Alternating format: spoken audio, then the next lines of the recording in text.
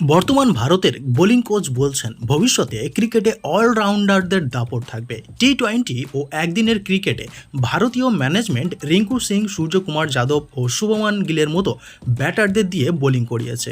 আর ভবিষ্যতে এমন পরীক্ষা নিরীক্ষা আরও হতে পারে। ভারতীয় দলের হেড কোচ গৌতম গম্ভীর একটু কড়া ধাঁচের, আর সে কথা কম বেশি সবাই জানে।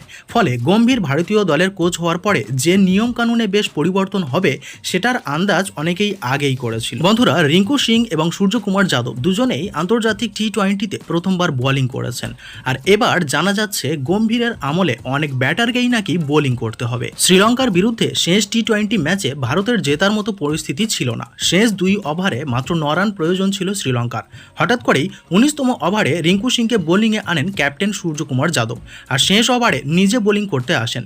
আর ম্যাচ গিয়ে দাঁড়ায় সুপার ওভারে, আর শেষমেশ ম্যাচ জিতে নেয় ভারত। এদিকে শ্রীলঙ্কার বিরুদ্ধে একদিনের সিরিজের প্রথম ম্যাচ টাই হয়ে যায়। বোলিং কোচ জানিয়েছেন দল এখন অলরাউন্ডার তৈরিতে মন দিচ্ছে বেশি। ভারতীয় বোলিং কোচ আরও জানিয়েছেন যে টপ অর্ডারে 2-1 ব্যাটার যদি বোলিং করেন তাতে দলের ভালো, হাতে অনেক বেশি অপশান থাকবে। এমনকি এই কায়দা প্রতিপক্ষের কাছে নতুন চমক হবে। বন্ধুরা, ভারতীয় দলে ব্যাটারদের বল করাতে আপনাদের কি মতামত অবশ্যই কমেন্ট করে জানাবেন। আর ভিডিওটি ভালো লাগলে অবশ্যই ভিডিওতে একটি লাইক দেবেন, আর চ্যানেলে নতুন হলে অবশ্যই চ্যানেলটি সাবস্ক্রাইব করে নেবেন। ফিরে আসছি পরের ভিডিওতে।